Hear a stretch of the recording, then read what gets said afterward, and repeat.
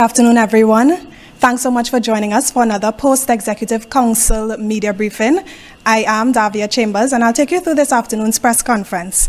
Joining us this week are Honorable Farley Augustine, Chief Secretary of Tobago, along with Assembly Member Darren Henry. He's the Secretary of the Division of Environment, Climate Resilience, and Energy. So at this time, I'd hand over to Assembly Member Darren Henry to address you. Thank you very much, Ms. Chambers. Pleasant good afternoon, Tobago and Trinidad and Tobago. Those who listening online, the Division of Environment, Climate Resilience and Energy is a newly formed division within the Tobago House of Assembly, mandated to lead Tobago's agenda in environmental protection, coastal resilience, natural resource management, and energy transformation.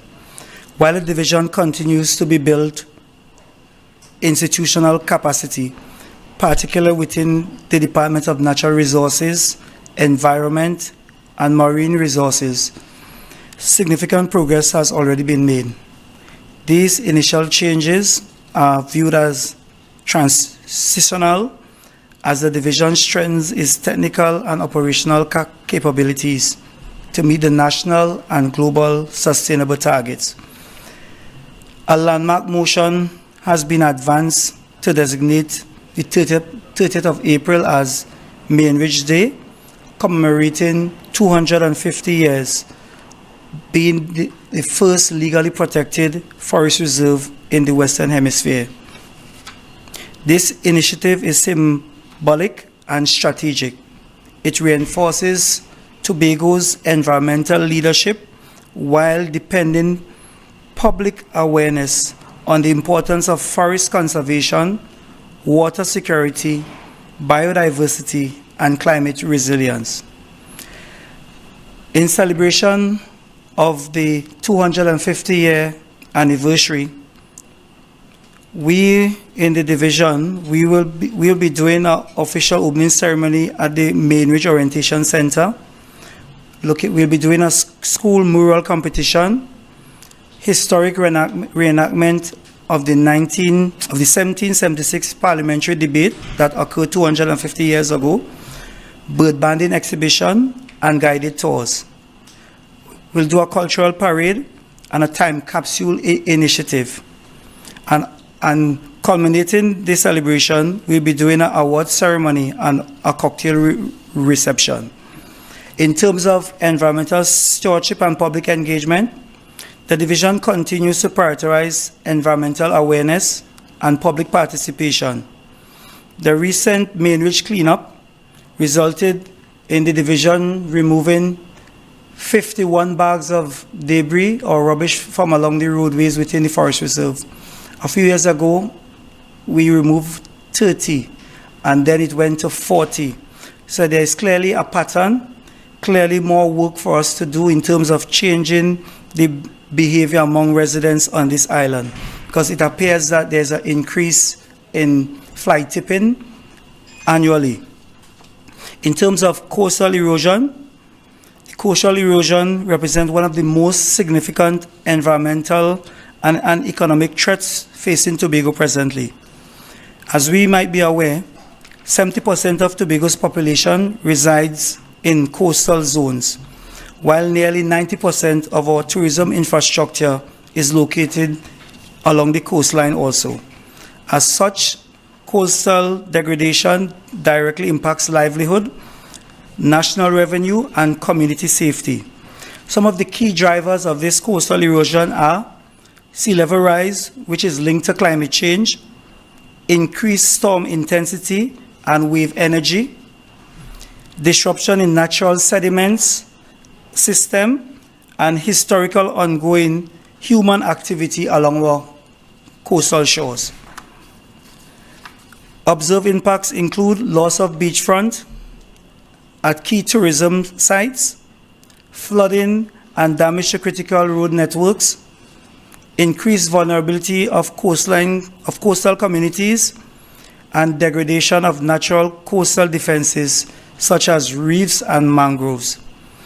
Our strategic response to this challenge will be the construction of offshore breakwaters to reduce wave energy, installation of armored rock revetments, beach nourishment and sand replacement, integration of climate projection into coastal planning, and strengthening the coastal governance and enforcement.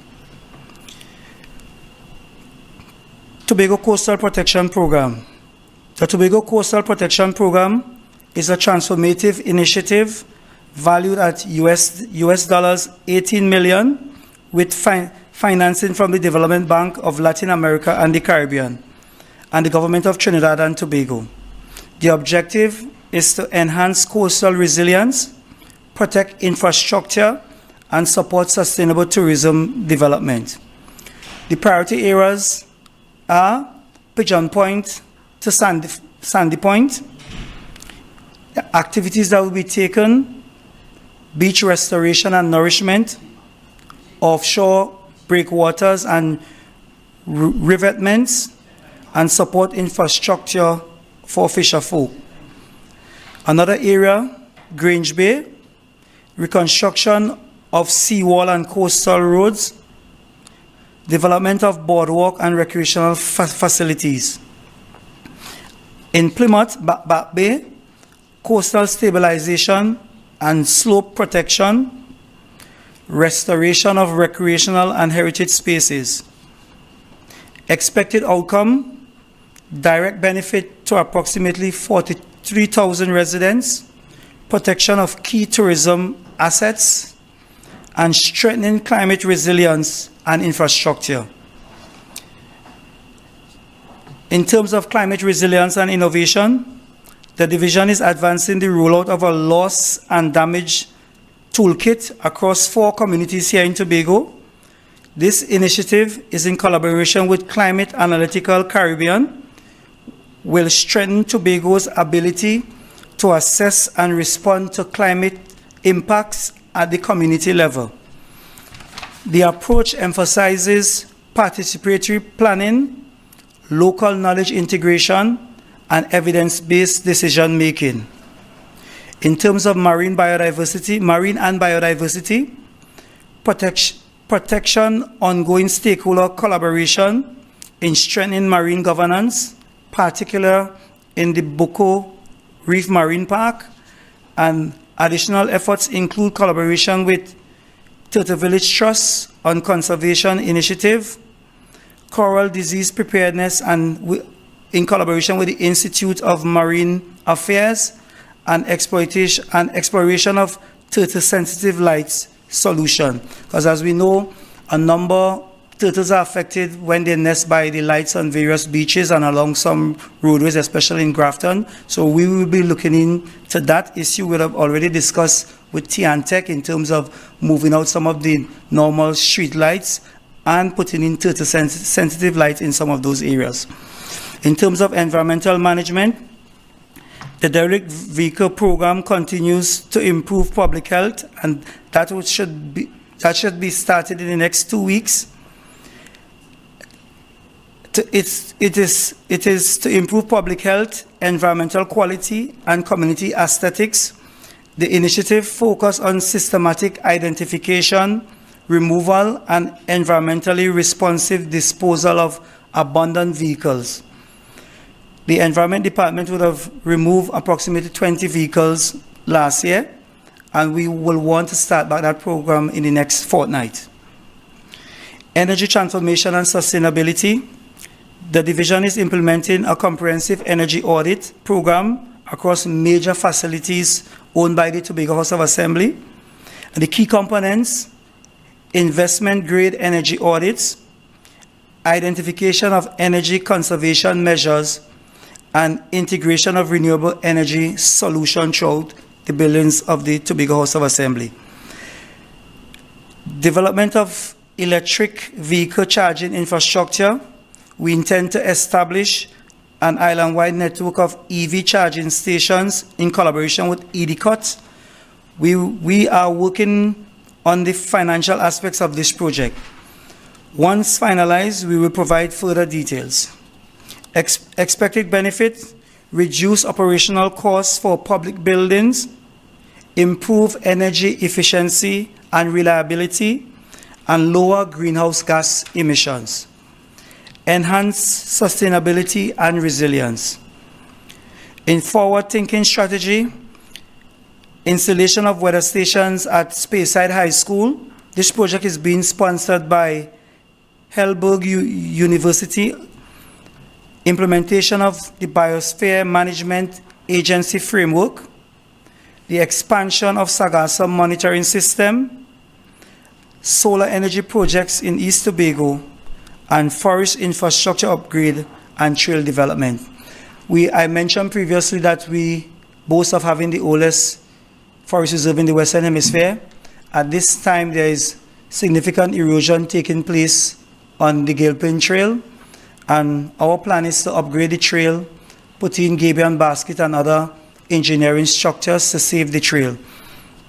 In conclusion, the Division of Environment, Climate Resilience and Energy is actively laying the foundation for a more sustainable, resilient, and economically vibrant Tobago through strategic investment, policy innovation, and community engagement. The divisions remain committed to protecting the island's natural assets while positioning Tobago as a leader in climate resilience and sustainable development. Ladies and gentlemen, I thank you.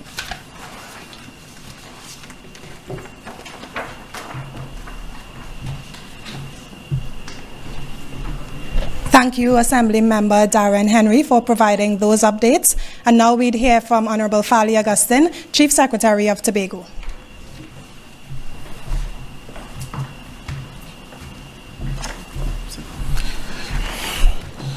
Good afternoon, Tobago. Good afternoon, those of you who are joining us from around the diaspora. There are just 5 quick things I wish to bring to your attention at this time.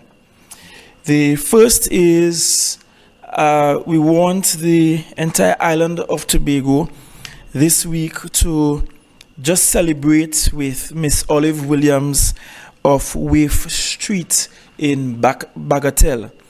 Why are we celebrating with Miss Olive Williams? Is because Miss Olive Williams is currently the oldest resident on island, and she turned 103 years old this week. And so we just wish to give her a shout out and celebrate with her. A second issue I want to bring to your attention is just to point out that the Executive Council approved and support is already released to our 39 Tobago character athletes. All 39 of our athletes are allocated a grant of $3,000 this year. And this is the Tobago House of Assembly giving additional and special support to our Tobago athletes. 39 of them, $3,000 each. That's already approved, and athletes should already start receiving their grant funding. Thirdly, I just want to give some clarification quickly about an expression of interest that went out sometime earlier this week, because I think some people might get carried away by a headline. So the expression of interest for the sanctuary resort development at Pleasant Prospect Tobago, Black Rock Tobago. I'll ask that we could put the advertisement from EID Cut on the screen for those who are looking at home. This advertisement essentially points out that we are open for tenders of expression of interest for innovative and commercially viable development concepts and transaction structures, including but not limited to outright purchase of assets, public-private partnership arrangements, long-term lease or concession agreements, joint venture or special purpose vehicle arrangements. And I'll pause there. The ad is available online. So In other words, we are saying that we have this asset that has been unused since purchase sometime in 2016 or thereabout. The Tobago House of Assembly at the time expended close to about $24 million, and nothing became of the facility since. And we are saying to the general public, and we are putting up on screen what was essentially the brochure that was given out at World Travel Market in November of 2015. So it was purchased before 2016. And we were advertising back then. I was not chief secretary. I was not even in politics. We were advertising back then that this is what will happen at Sanctuary, and that it will open in fall of 2016. I want to see how beautiful it was. Somebody went and told the world that that's what the Tobago House of Assembly was doing, and it never happened because this is a costly venture. It did not happen also because it was ill-advised for the Tobago House of Assembly to attempt to purchase and build a hotel. It's not a sustainable model at all. Yes, you're seeing the brochures. These were actually given out to the world in November of 2015. We are now in the year 2026, and the Tobago House of Assembly is in fact inviting all and sundry to provide tenders for expressions of interest. Someone may say, look, I desire to purchase it. I may submit a proposal. Someone else may submit a proposal for public-private partnerships or for some other arrangements. But the key is we have placed it in the public space so that we can attract investment or investments in this venture. This is consistent with this government's policy and approach. Previously, some months ago, we did put out for tender some other assets here in Tobago, assets such as the Petitrew Beach area down at Lambo, areas in Plymouth, the Lookout area in Speyside, Flagstaff in Charlottesville, Mount Dillon Hill, put out for public participation and in terms of utilization of the public land and other assets that are there that can contribute to the development of our tourism product. And so we have placed this out for public attention, and I just felt like I need to bring some clarity because some in this space feels as though all we are doing is going out to sell the property. We may or may not get a proposal for sale. We may or may not get that, and when that time comes, we will do the necessary evaluation of the proposals that we receive. But we are open to those proposals. I should take the opportunity to remind that by contrast, we also purchased the Manta Lodge at the same time we purchased the Sanctuary Resort. And at one juncture, when Mr. Kelvin Charles was Chief Secretary, there was an MOU with a team of Tobago diaspora businessmen who wanted to invest in Manta Lodge and to build it out. But then we know the history. The parting government at some point got rid of Mr. Kelvin Charles, and they changed course.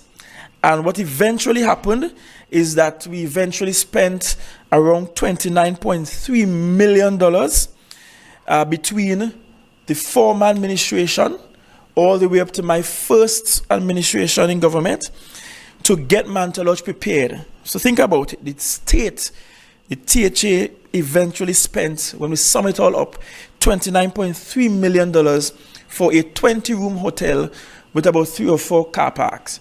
That is not sustainable. That is not being financially prudent. And this government will certainly not make that mistake where Sanctuary is concerned. So certainly it is out for expressions of interest. And that's all I'm prepared to say at this time. When EIDCOT, who are the project managers, receive those expressions of interest, they will do evaluation, They will do a report and they will make recommendations that the executive must consider. The next issue I just wish to bring to your attention is that I'm sure you have seen some chatter in the space, but it is more than confirmed that the radar assets belonging to the United States government and the U.S. Marines who were here, that they, for the most part, have left the island, and those that have not left the island as yet are probably on their way out of the island. And that is actually consistent with what the Tobago House Assembly was told before, that it will be a temporary arrangement. The Prime Minister at one point did point out that March was going to be the date, and she did point that out publicly. I don't think anybody listened to that.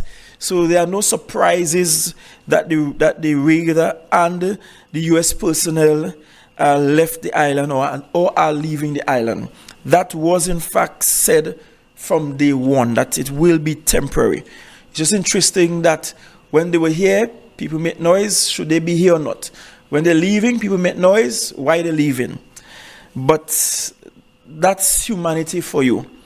And the final thing I wish to bring to your attention before we take questions is just a reminder, it's already in the space, that Dodds Diving is back after a successful pilot in 2026. This year it will be held on May 23rd, 2026. And we are asking the community of Charlottesville and environs to begin preparing yourselves. Ensure you have enough food and drinks to sell as you play host once again to this activity that drew large crowds to the Charlottesville area. Last year we had large crowds on the beach. We had flotillas making their way up into the Charlottesville area as people paid attention to what's happening there. I was advised yesterday evening by the Secretary for Tourism that while this is happening, the week prior will be the fishing tournament in Charlottesville. And so what will happen is that there will be an effortless transition from the fishing tournament into Dodds Diving, and that both sets of activities will be accommodated. So Charlottesville, your hand come in the month of May. You have plenty enterprise that you can engage in the month of May, both for domestic tourism and international tourism. So with that, I wish to say thank you. I'll hand over to the press secretary now, and we'll field the questions from the media that's here online and or in person. Thank you very much.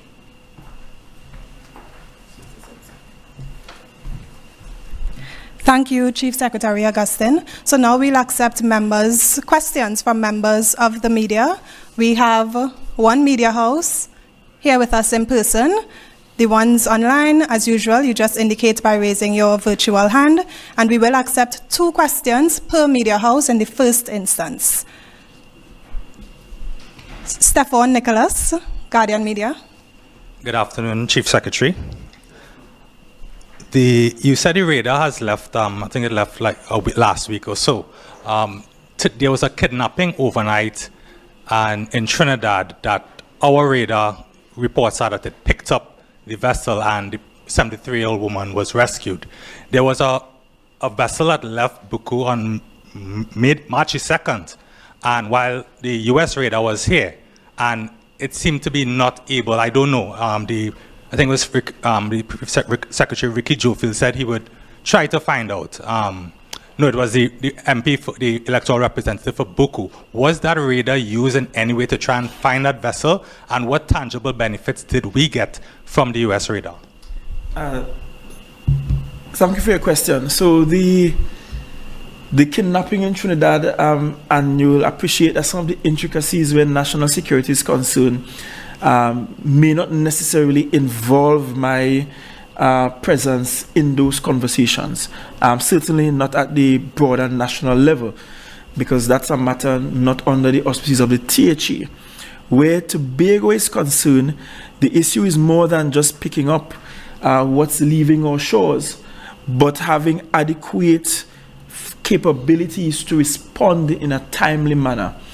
I have, for a very long time, not just now, but for as long as I've been in the politics, which is since 2017, I have been bemoaning the fact that our capabilities on island to respond to these matters are woefully inadequate.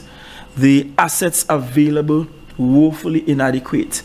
In fact, I've long made the comparison that if it is when our fisher folk run into trouble at sea, we cannot get timely response to the extent that we have to use actual fisher folk to rescue fisher folk because Coast Guard assets are not available, then certainly our ability to respond to criminal activity that includes the use of our maritime space will be equally or worse yet, woefully inadequate.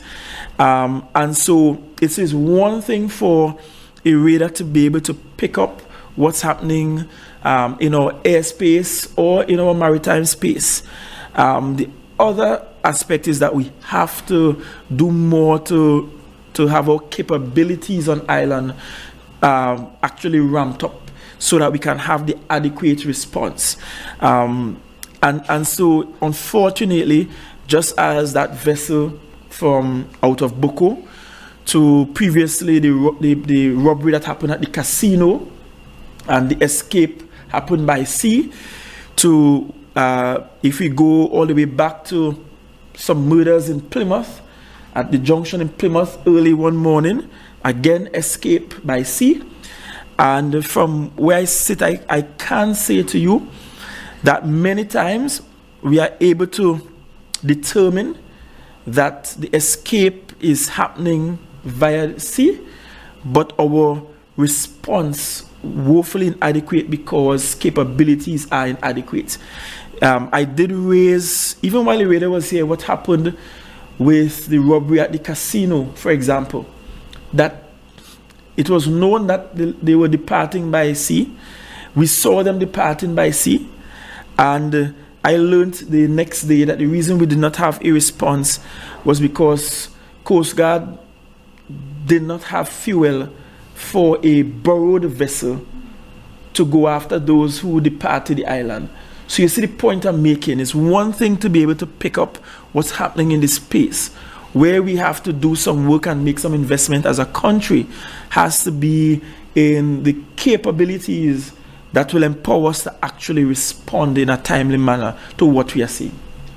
If I'm hearing you correctly, Chief Secretary, you're saying that US radar was not necessarily the right tool for our needs. Because I'm reading from the website, Northrop Grumman, which is a manufacturer, and it notes its advanced capabilities to detect, track, and target sophisticated airborne threats. As you mentioned... Well, I'm not saying it wasn't useful for our needs. I'm saying we need more than just that. As a matter of fact, when I met with the charge of affairs of the U.S. Embassy, who is currently the head diplomat here, and I've met with her a couple times, one of the things I asked if I said, is it something that can be considered by the U.S. government that we can either leave the facility with our defense force for us to manage and we do some knowledge sharing, and or we are given some assistance with acquiring our own assets and we run those assets ourselves, we manage it ourselves, and we could enter into an agreement to share knowledge with the US and other territories of interest to help us with the defense. But what I'm in fact saying, we have to be able to do two things. We have to be able to identify where the criminals are going, as in seeing them literally, seeing them departing our shores or coming. And two, we have to be able to respond. Otherwise, all we will have is an ability to see them coming or going, but not be able to do anything about it. We can't have one without the other. We need both. So I am not saying that one was not useful at all. I'm simply saying we need more than just that. Thank you for your question, Stefan. 2 questions per media house in the first instance. Elizabeth Williams, TV6 News. Good afternoon, Elizabeth. Good afternoon, everyone. These questions are for the Chief Secretary. I know that today is a very busy day, Mr. Chief, with respect to SEA students. As Chief Secretary, I don't know what message you want to give to our Tobago students. You know, SEA is all over, and I know they would want to hear from the Honorable Chief Secretary as the leader of Tobago, as to, you know, guidance in moving forward. It's not the end of the world, etc. And also, if you can give us an update on the fisher folk persons. I know you said in 2 weeks they would be paid. I don't know if you could give us an update on that with respect to that. Thank you very much. Let me start with your latter question first, update on the fisher folk payment. I wish I had remembered, because I would have checked in with the accounts department across at food security to see if they were paid. But at my last check, the administrator there, along with the secretary, were doing all that is necessary to facilitate payments to those impacted members of the fishing industry. So I can run a check for you as soon as this has ended to see if they did in fact action what the executive has already prepared and released to the division for action. With regards to our SEA students, you know, fortunately or unfortunately, the yardstick that is used to determine placement of our pupils into secondary school is the SEA exam. And for most, if not all of us, we went through some examination arrangement to get into secondary school. It's the way it has been perhaps since independence or before independence of this country. And the pressures are high. It's a high stakes examination. Teachers, parents, students are all anxious. But I really want to say to SEA students that all that we want from you is that you do your very best. You can't do anything beyond your best. And once you do your best, guess what? We are proud of you for doing your best. Here at the Tobago House of Assembly, it is our job and we spare no effort in ensuring that all of our secondary schools provide high quality education, every single one of our secondary schools. And so, regardless of the outcome from the exams, I want to guarantee you that you will have a high quality education at our schools here in Tobago. As a matter of fact, as a THA, we have been sparing no effort to ensure that what you get in the classroom is second to none. Already, we are beating the rest of the region in terms of teacher-student ratio. We have a far superior teacher-student ratio in both primary and secondary schools at the moment. Our places per capita are superior to any other education district in the country. The Tobago House of Assembly spends more money per child than any other education district in the country. And so what we are working on now is to ensure that what you receive in the classroom is such that you will be extremely competitive on the back end. But note that the THA continues to support you. The entire island pray for you this morning. The entire island is rooting for you, all of our youngsters who did the examination. The THA, in addition to the support given from the Ministry of Education, provided additional support through stationery and so on to all of our pupils. And we look forward to seeing you in our secondary schools. As we are approaching the July-August vacation, we are preparing for the school repair program so as to ensure that when you get into secondary school, you are meeting facilities that are fit for purpose and fit for your study. So we wish you all the very best. Now that the examination is complete, I wish to advise that you take the remaining time you have in primary school, to learn some new skills. So, to learn something new. When I completed Common Entrance, I could remember all of the art and the craft and the skills training we did. the excursions we did as a class, because the exams were done. The fact that we started learning new languages and so on. And those are things that we wish to encourage, and that you don't spend the remaining period only preparing for a graduation and learning the steps and routines for your graduation ceremony. But this is an opportune time to learn some new skills as you prepare for secondary school. This is not the end of the world. And I can tell you, this is not the hardest thing you would face in life. Take it from an adult. Every wrong becomes harder, but every wrong takes you higher. Just stick to it and you will get there, certainly. Thank you, Elizabeth, for your questions. I'm seeing Jewel's virtual hand is raised. Jewel Green, Tobago Updates. Good afternoon, Jewel. Good afternoon, everyone. These questions are for the Chief Secretary. In terms of the seat on the National Security Council, which was requested, I believe, since last year, November 2025, when the Prime Minister visited Tobago. Has that request been met? Is there a deadline for that, like you all have set the deadline for May for Town and Country Planning to be in Tobago? And in that vein, has the Chief Secretary's office been appraised of the Homeland Security tour of the new airport terminal? We have not seen any THA presence with them when they toured. Are you aware that they were here, and what came out of that visit? And as well, you mentioned the asset that Tobago can request, a radar asset of its own. And seeing that, I'm assuming we haven't gotten the seat in the National Security Council. If we have, great.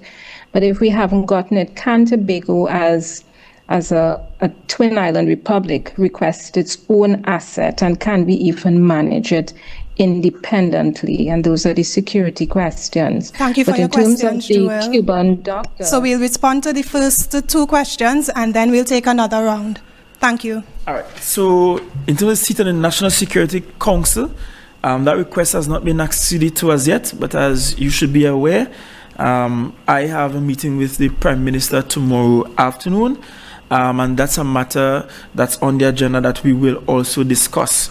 In terms of the request for the asset, I wasn't just requesting that asset for Tobago, I was requesting that asset for Trinidad and Tobago, because I think it is important that we have capabilities to see what's happening around us. Once upon a time, when former Prime Minister Manning was there, we heard about a 360 radar and being able to see all around the island or the islands of Trinidad and Tobago and what's happening. Clearly, that has not worked, did not work. I can tell you that before the U.S. asset was placed here, we had, I think, about 2 radars on island, still on island, and those have some limited capabilities, but that proved to be insufficient. So my request for assets for the island is not just for Tobago, but for Trinidad and Tobago. Your question about Homeland Security touring the new terminal, yes, I was aware that they were coming to tour the new terminal. Their tour of the new terminal is to ensure that security assets are in place for operation at the new terminal. I can tell you that I have been at the terminal without camera crew and photos no less than about 4 times in the last 2 weeks, because the Tobago House of Assembly is working closely with the Airports Authority to have the necessary build-out for the terminal. At some point, we will consider perhaps doing a guided tour with the media to see what is actually being handed over from NITCO to the Airports Authority. Essentially, what we have there right now is a shell, a beautiful shell nonetheless, and that requires that there be certain build-out. I don't know that we want a terminal that's going to be open and there are no restaurants there. Right now, all we have there is a terminal, we have seating, we have counters, but it requires some build out. It also requires that concessionaires go into the space and start building out their assets and the areas from which they will provide their services. So the Tobago House of Assembly, in keeping with the 5th schedule of Act 40 of 1996, we have been working closely with the Airport Authority. We have been doing the necessary work to get the interior of the terminal built out to allow for full functionality. And we have been working with the Airports Authority in getting an additional perimeter road completed. That road was started to an extent. It was started actually while the US Marines were here and the radar was here. And that will be completed by the Tobago House of Assembly, so that pretty soon we will have that circular drive that will facilitate all of the requirements for the new terminal being functional. So the THA is very much part and parcel of the arrangements for the opening. I can tell you for a fact that unlike what happened previously, where the THA was not allowed to be part of the development of the new terminal, we are now being allowed to be a part of the development of the new terminal, in keeping with the 5th schedule of Act 40 of 1996. Thanks for your responses, Chief Secretary Augustine. So we are a bit pressed for time, but I'm going to allow members of the media to ask one more question, and I'm kindly asking you to keep it concise. Stefan? Chief, you have a meeting with the PM tomorrow. When can we expect the installation of the Constituent Assembly and the referendum? Sure. I will give that timeline after that meeting. But I could tell you that we will want the Constituent Assembly, or what is termed in the blueprint that we campaign on, the People's Parliament, that is expected to start its operations in April, because we are working in accordance with our blueprint to have legislation before the Parliament by December 2026. Additionally, as pointed out, the arrangements we're having is that we're having this People's Parliament, or the Constituent Assembly, going, which will facilitate public consultations, plural. While that is happening, the drafters, as separate from the consultation, will be listening in on the consultations, taking note, and drafting proposed laws for us to look at, and for the island to look at and vet before that is taken to the Parliament. While all of that is happening, the Parliament, through the Cabinet, is inclined to actually take some steps, such as what you see happening with town country planning right now. And in fact, before I go to Trinidad tomorrow, I'm meeting with the Minister of Planning in the morning, and that's the minister who has responsibility for town country planning. So he will be on island here in the morning. That is Minister Sawat Singh. So like town country planning, what happened for extended leave for teachers. So we're not even just waiting on the bills to get to Parliament before we have measurable steps towards Tobago getting greater autonomy. So the ball is rolling in expanding what we have now, while at the same time doing all that is necessary to get new legislation before the Parliament. Let me also remind, based on what we campaign on, is that we're looking at a two-pronged approach. On one hand, we're looking at new legislation that will give us a constitutional authority to expand our legislature to one where we can actually pass laws. And in the legislation, we're going to put a period that will allow us here in Tobago to actually build out the structure and form of the government here before we start enacting those new laws.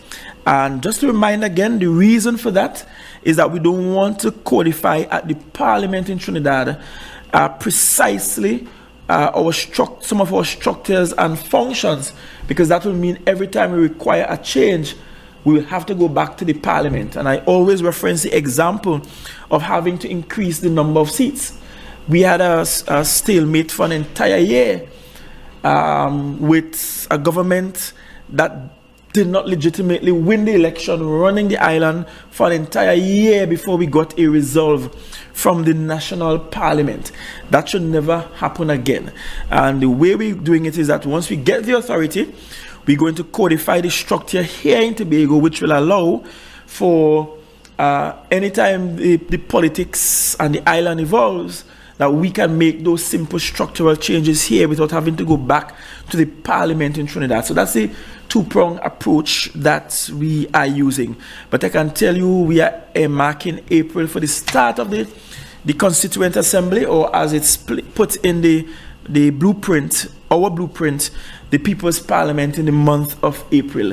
You can expect that subsequent to my meeting with the Prime Minister, I will share with the public those who will constitute the leadership of that Constituent Assembly, and it will begin with a conference at Shaw Park, quite similar to the Queen's Park conference that occurred as the country was preparing then to go to Marlborough House to get independence.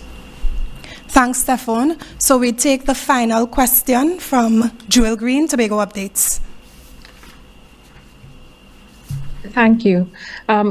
For Darren Henry, considering the restrictions on the concessions for new and used electric vehicles, which would discourage purchase, how effective and impactful do you think it's going to be for the island-wide EV stations that you all are planning in partnership with EADCOT? And for the Chief Secretary, in terms of the Cuban doctors, is the THA considering giving the Cuban doctors who are in Tobago, the medics, you're considering giving them individual contracts to continue working in Tobago? Thank you.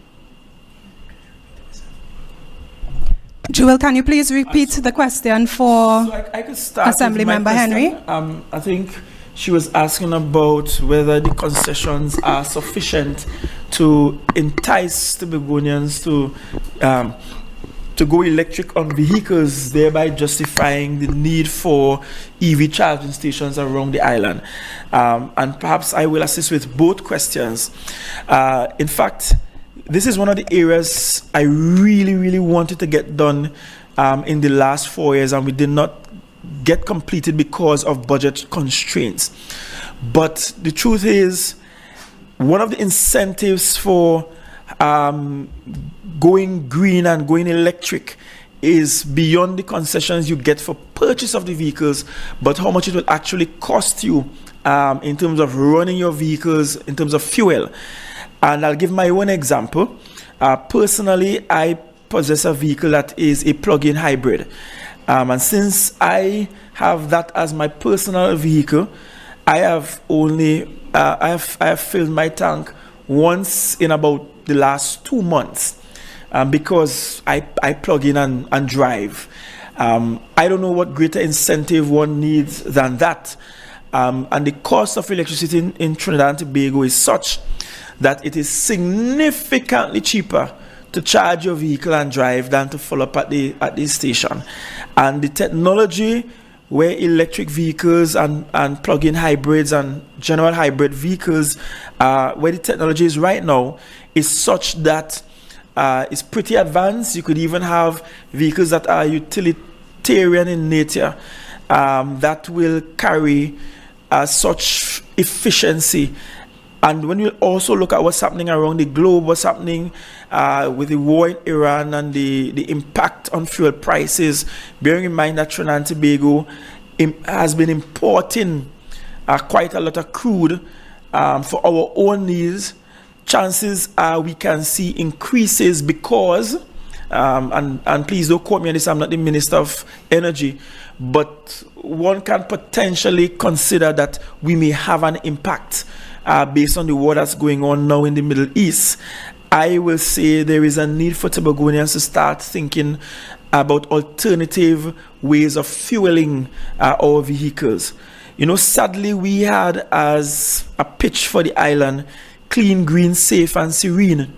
But and I think we only thought green meant we had a rainforest, but green also has to speak to how we operate. And so it's not just the charging stations that we want to saturate the island with. But we also, for example, sent out notice to all our divisions and departments asking that the lights be taken off in the night, for example, so we could save on electricity, simple things. So it's part of a broader conversation. With regards to whether the THA will consider giving individual contracts to the Cuban doctors, that's not something the Executive Council has considered as yet, but we can give it some consideration. Now that you have raised it, we can actually give it some consideration. You know, fun fact, this morning before going to the Exec Council, I had cause to go to the doctor with my father. And the doctor that attended to my father this morning at the Roxy Hospital was a Cuban doctor. And she has been here for at least the last 3 years. Beautiful doctor, excellent service, highly qualified. She worked for at least 5 or 7 years before on the continent of Africa before coming to Tobago. So international experience and all of that. Certainly the Executive Council can give some consideration to that to see whether that's something we will want to do.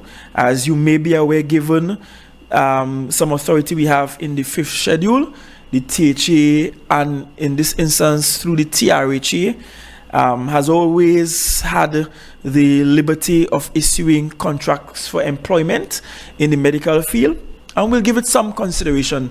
We have not considered it. It's not something that has crossed the desk of the Executive Council, to be honest. And so I will put it on the agenda for the next Executive Council meeting, and we can have some discussion. Of course, we'll have to look at impact to see whether we have so many Cuban doctors here that if they leave, that there is a negative fallout. We have to, there are several things we have to consider in all of this in order to have this conversation. And so I can't tell you in the affirmative nor in the negative whether or not this is something we will do until we have the benefit of a conversation at the Executive Council level with, of course, some reporting from the Secretary for Health about this matter to see whether it is even needed at all at this time. Thanks, Honorable Augustine, for your responses. Thanks, Joel, for your questions. I saw that you squeezed in another question, but I know that Honorable Augustine appreciates the members of the media so much that he would still respond. Thank you anyway. So at this time, let me say thanks to Honorable Augustine and Assembly Member Darren Henry, Secretary, for their presentations. Thank you, members of the media, for your questions. On that note, that's how we end this week's Post-Executive Council media briefing. Remember to stay updated. You can follow us on Facebook at Office of the Chief Secretary and on Instagram at OCS_THA. I'm Davia Chambers. Have a wonderful afternoon.